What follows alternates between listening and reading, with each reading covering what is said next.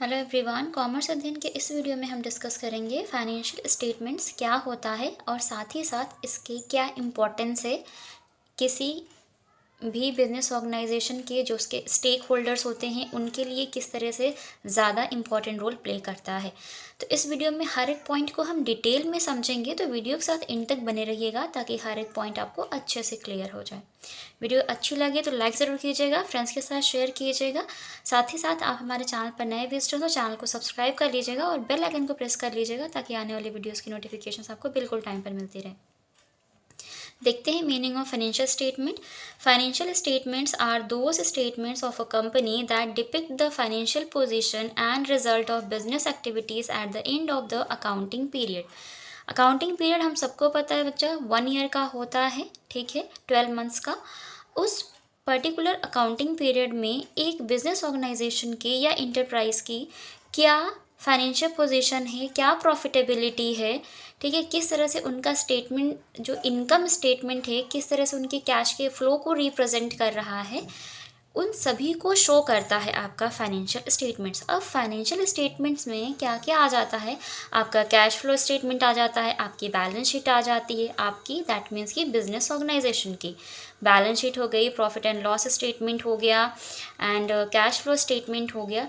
Means जो भी documents या स्टेटमेंट्स प्रिपेयर कर रहे हैं एक बिजनेस ऑर्गेनाइजेशन अपने फाइनेंसेस को मैनेज करने के लिए, उसको देखने के लिए, चेक करने के लिए जो भी रिपोर्ट्स रेडी करते हैं उन्हीं को हम फाइनेंशियल स्टेटमेंट्स बोलते हैं। पर्टिकुलर अकाउंटिंग पीरियड में वो उसको प्रिपेयर करते हैं एंड उस फाइनेंशियल स्टेटमेंट से उनकी जो भी बिजनेस एक्टिविटीज़ होती है, चाहे वो ऑपरेटिंग एक्टिविटीज़ हो, इन्वेस्टिंग एक्टिविटीज़ हो, है ना, वो सभी वहाँ पर शो होती है, ठीक है। तो वो होता है फाइनेंशियल स्टेटमेंट्स। आगे देखते हैं इसको और किस नेम से जानते हैं हम। The financial statements of a company are also called annual reports. इसको हम एनुअल रिपोर्ट्स भी बोलते हैं, एनुअल अकाउंट्स भी बोलते हैं और पब्लिश्ड अकाउंट्स भी बोलते हैं। एनुअल इसलिए क्योंकि इसका जो टाइम पीरियड होता है वो 1 ईयर का होता है, अकाउंटिंग पीरियड जो होता है आपका। एनुअल अकाउंट्स क्योंकि आप अकाउंट्स को प्रिपेयर करते हैं। पब्लिश्ड अकाउंट्स इसलिए इसको बोला जाता है क्योंकि जो भी अकाउंट प्रिपेयर हुए हैं, जो भी फाइनेंशियल स्टेटमेंट्स प्रिपेयर कर लिए गए हैं उनको पब्लिश्ड किया जाता है लोगों के बीच में, है ना, ताकि उनको नॉलेज हो कि इस पर्टिकुलर बिजनेस ऑर्गेनाइजेशन की ये फाइनेंशियल पोजीशन है, ये फाइनेंशियल परफॉर्मेंस रही है एक पर्टिकुलर अकाउंटिंग पीरियड में, ठीक है। अब को किस सेक्शन में ये बात बहुत इंपॉर्टेंट तरीके से बोला गया कि हर एक कंपनी को प्रिपेयर करना ज़रूरी है। As per section 2 sub section 40 of the companies act 2013। ये याद रखिएगा, ऑप्शनल क्वेश्चंस बनते हैं और पूछ लेता है वहाँ पर, ठीक है। तो ये जो फाइनेंशियल स्टेटमेंट्स है हर एक कंपनी के लिए बनाना इंपॉर्टेंट है, ये सेक्शन 2 एंड सब सेक्शन 40 में बात कही गई है। Financial statements of the company include the following statements. अब इसमें कौन कौन से ऐसे फाइनेंशियल स्टेटमेंट्स को इंक्लूड किया गया है वो देख लीजिए यहाँ पर। तो वो है आपका बैलेंस शीट, सेकेंड है आपका statement of profit and loss, notes to accounts to support the contents of balance sheet and statement of profit and loss. बच्चा ये नोट्स टू अकाउंट्स आप बनाते थे ना, जब आप बैलेंस शीट का कोई भी अमाउंट फाइंड आउट करते हैं तब भी आप प्रिपेयर करते हैं। प्रॉफिट एंड लॉस के लिए कुछ अमाउंट्स के लिए हम वर्किंग नोट करते हैं, तब ये नोट्स टू अकाउंट्स हम चीज़ों को प्रॉपरली शो करते हैं, है ना। तो ये वही चीज़ हो गई। एंड कैश फ्लो स्टेटमेंट भी यहाँ पर आता है। सो कैश फ्लो स्टेटमेंट कैसे प्रिपेयर होता है आप सबको पता है। Cash flow statement accounting standard 3 revise जो है उसके अकॉर्डिंग आपको कैश फ्लो स्टेटमेंट को प्रिपेयर करना होता है बच्चे, ठीक है। ये तो हो गई इसकी मीनिंग की बात। अब हम बात करेंगे कि फाइनेंशियल स्टेटमेंट के क्या इम्पोर्टेंस है, ठीक है। अभी हम यहाँ पर देख लेते हैं इम्पोर्टेंस ऑफ फाइनेंशियल स्टेटमेंट्स। तो यहाँ पर मैंने ड्रॉ किया हुआ है, आप फ्लो चार्ट बना सकते हैं, स्कैटर्ड चार्ट भी बना सकते हैं, जैसा आपको ठीक लगे, ठीक है। तो इम्पोर्टेंस में यहाँ पे मैंने पॉइंट्स को मेंशन किया, अभी इन पॉइंट्स को डिटेल में समझेंगे इसी वीडियो में।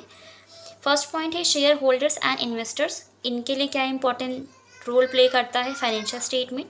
क्रेडिटर्स और suppliers, importance to management and importance to government.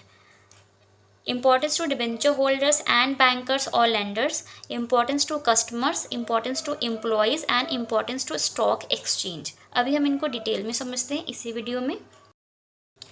देखते हैं इंपॉर्टेंस ऑफ फाइनेंशियल स्टेटमेंट्स में फर्स्ट पॉइंट को डिटेल में समझेंगे। Importance to share holders and potential investors. Share holders बच्चे वो होते हैं जो एक ऑर्गेनाइजेशन के या कंपनी के इंटरप्राइजेस के शेयर्स को खरीदते हैं।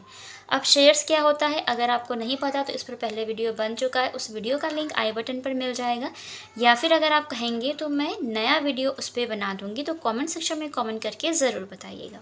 ठीक है, जो भी शेयर होल्डर्स होते हैं एक बिजनेस ऑर्गेनाइजेशन और कंपनी के शेयर्स को खरीदते हैं। इन्वेस्टर्स वो होते हैं जो उस कंपनी में पैसे को इन्वेस्ट करते हैं, तो शेयर होल्डर्स भी एक इन्वेस्टर्स ही होते हैं, लेकिन जब ये शेयर्स को होल्ड कर लेते हैं तो ये ओनर माने जाते हैं उस कंपनी और बिजनेस ऑर्गेनाइजेशन के। ठीक है, अब क्या चीज़ें होती हैं वो देख लेते हैं। They are interested in knowing the profitability position of the company, return on capital employed, safety of their investment and growth potential in future. कोई भी शेयर होल्डर या कोई भी इन्वेस्टर एक बिजनेस ऑर्गेनाइजेशन में अपने पैसे को तभी इन्वेस्ट करते हैं जब उनको पता होता है कि उस बिज़नेस ऑर्गेनाइजेशन की ग्रोथ कैसी है, उनकी प्रॉफिटेबिलिटी पोजीशन कैसी है, उनकी फाइनेंशियल पोजीशन कैसी है, वो अपने कैपिटल के पर कितना रिटर्न देते हैं, या जो इन्वेस्टर्स हैं जो उन्होंने कैपिटल इन्वेस्ट की है उस बिज़नेस में, उस पर वो उसको कैसा कब कितना रिटर्न मिलेगा। ठीक है, सेफ्टी कितनी वो प्रोवाइड करते हैं उनके इन्वेस्टमेंट की। ठीक है, तो ये पॉइंट हो गया आपका। एंड सेकेंड पॉइंट की अगर हम बात करें तो वो है importance to debenture holders, bankers, financial institutions and lenders. ये वो पर्सन्स हैं जो कि बिजनेस ऑर्गेनाइजेशन को या कंपनी को, इंटरप्राइजेस को ज़रूरत पड़ने पर लोन प्रोवाइड करते हैं। डिबेंचर होल्डर्स कौन होते हैं, ये नॉर्मल पब्लिक होती है जिनसे वो बिजनेस ऑर्गेनाइजेशन लोन लेती है डिबेंचर्स के फॉर्म में। ठीक है, आपको नहीं पता क्या होता तो इस पर भी वीडियो बना हुआ है, अगर आप कहेंगे तो मैं नया वीडियो बना दूंगी। बैंकर्स, जो बैंक होते हैं बड़े बड़े कॉमर्शियल बैंक्स, वो बिजनेस ऑर्गेनाइजेशंस को लोन प्रोवाइड करते हैं। फाइनेंशियल इंस्टीट्यूशंस भी लोन प्रोवाइड करते हैं और लेंडर्स भी लोन प्रोवाइड करते हैं बच्चे। ठीक है, अब इनके जान जाते हैं कि इनके लिए कैसे ये इंपॉर्टेंट रोल प्ले करेगा financial statement. They are also interested in the long term solvency to ensure safety of their debt and short term solvency of the company. देखिए, अब जो भी लैंडर्स हैं या जो भी बैंकर्स हैं जो लोन प्रोवाइड कर रहे हैं उस बिज़नेस ऑर्गेनाइजेशन को या कंपनी को, वो क्या करते हैं, उनको भी तो पता होना चाहिए ना कि उन्होंने कैसी कंपनी को अपना पैसा उधार दिया हुआ है ना, उनका पैसा सेफ तो है, एक टाइम के बाद वो पैसा उन्हें वापस तो मिल जाएगा। कंपनी की शॉर्ट टर्म सॉल्वेंसी कैसी है, यहाँ पर सॉल्वेंसी का मतलब होता है कि उसके प्रॉफिट अर्न करने की जो कैपेसिटी है वो कितनी अच्छी है ना।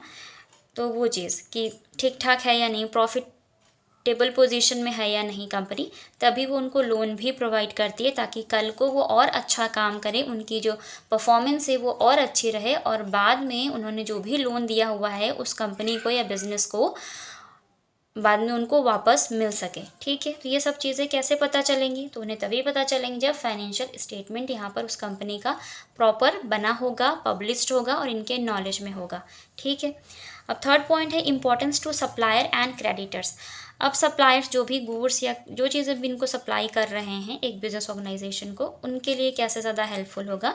सो they are also interested in getting their payment as and when it becomes due, so they are more interested in the short term solvency position of the enterprise।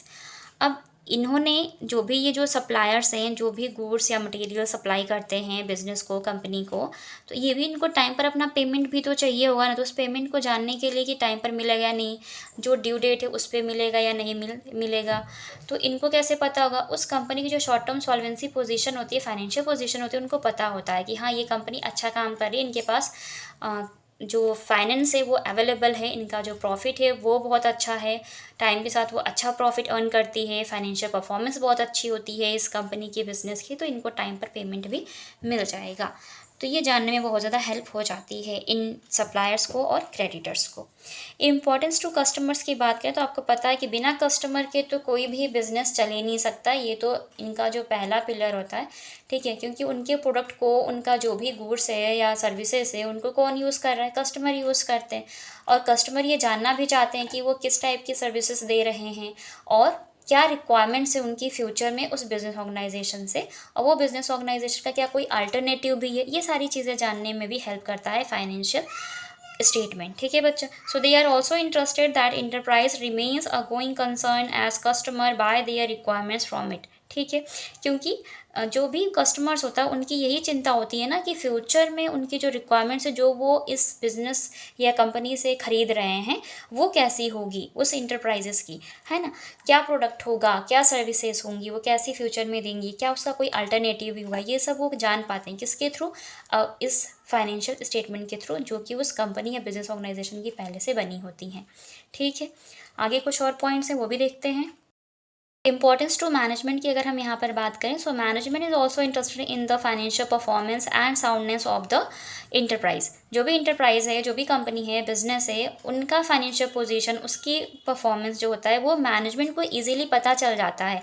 Management में बहुत सारे जो ऊपर लोग होते हैं, काम कर रहे होते हैं, उनको जानना होता है कि अपनी बिजनेस ऑर्गेनाइजेशन जो है वो किस तरह से काम कर रही है, परफॉर्म कर रही है, फाइनेंस कितना अवेलेबल है, ये सब फाइनेंशियल स्टेटमेंट के थ्रू ही पता चलता है उन्हें।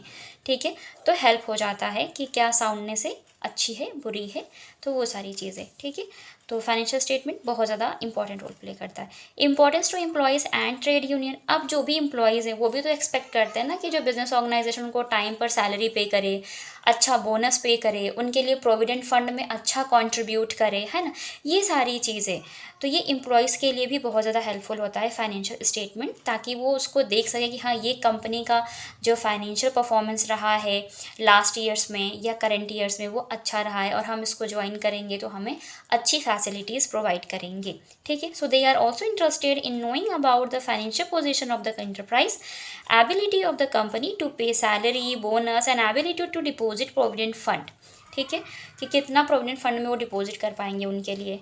ओके, तो वो उनकी फाइनेंशियल पोजीशन को जान पाते हैं, उसके बारे में जानना उनको मतलब जानने के लिए वो इंटरेस्टेड होते हैं। तो कैसे पता चले, फाइनेंशियल स्टेटमेंट के थ्रू उनको हेल्प होगी। 7th पॉइंट है importance to government. So various government departments like income tax, sales tax, GST, excise department are interested in the collection of various type of taxes. आप सबको पता है government है वो हर तरह के टैक्सेस को कलेक्ट करती है। तो कैसे कलेक्ट करती है, जो बड़े बड़े बिजनेस ऑर्गेनाइजेशन होते हैं, जो टैक्स स्लैब्स में आते हैं, तो उनसे वो टैक्स वसूल करती ही करती है। इनकम टैक्स लेगी, सेल्स टैक्स लेगी, गुड्स एंड सर्विसेज जीएसटी आया है वो लेगी, है ना, टाइम टू टाइम। तो वो सारी चीज़ें यहाँ पर कैसे वो जान पाएगी कि कितना टैक्स कलेक्ट करना है, तो उनके फाइनेंशियल स्टेटमेंट को देख करके ईजिली जान जाएगी। Importance to stock exchange. They also use financial statements to find out the profitability position and financial health of the company. जो स्टॉक एक्सचेंज है, जो स्टॉक एक्सचेंज मार्केट है, वहाँ पर कैसे पता चलेगा, कोई भी पर्सन उनके शेयर्स को खरीदना चाहता है तो फाइनेंशियल स्टेटमेंट से पता चलेगा कि हाँ, उनके हम स्टॉक में एक्सचेंज कर सकते हैं, उनके स्टॉक्स को हम खरीद सकते हैं, पैसा लगा सकते हैं, इन्वेस्ट कर सकते हैं। तो वो फाइनेंशियल स्टेटमेंट के थ्रू उनकी फाइनेंशियल हेल्थ के बारे में पता चलता है कंपनी की। ठीक है, तो यहाँ पर बहुत ज़्यादा इंपॉर्टेंट रोल प्ले करता है आपका कौन, फाइनेंशियल स्टेटमेंट। यकीन करती हूँ इस वीडियो में फाइनेंशियल स्टेटमेंट क्या होता है, उसकी मीनिंग क्या होती है, किस सेक्शन में ये बात कही गई कि हर एक कंपनी के लिए इंपॉर्टेंट है बनाना, साथ ही साथ इसके क्या इंपॉर्टेंट रोल है हर एक स्टेक होल्डर के लिए। तो अगर ये वीडियो आपके लिए हेल्पफुल रहा हो, मैं आपको अच्छे से एक्सप्लेन कर पाई हूँ, चीज़ों को समझा पाई हूँ, सो वीडियो को लाइक ज़रूर कीजिएगा, कमेंट सेक्शन में कमेंट करके ज़रूर बताइएगा। किसी भी टॉपिक पर आपको वीडियो चाहिए तो आप मुझे कमेंट सेक्शन में कमेंट करके बता सकती हैं, और इंस्टाग्राम पेज पे डायरेक्ट मैसेज करके भी इन्फॉर्म कर सकते हैं, और टेलीग्राम चैनल पर भी आप हमें ज्वाइन कर सकते हैं। सो यकीन करती हूँ ये वीडियो बहुत ज़्यादा अच्छी रही होगी आप सबके लिए, और चैनल पे आप हमारे नए विजिटर हैं, चैनल को सब्सक्राइब ज़रूर कर लीजिएगा, साथ ही साथ बेल आइकन को प्रेस कर लीजिएगा ताकि आने वाली वीडियोस की नोटिफिकेशंस आपको बिल्कुल टाइम पर मिलती रहे। सो आज की वीडियो में इतना ही, मिलते हैं नेक्स्ट वीडियो में, तब तक के लिए take care and thank you so much for watching this video.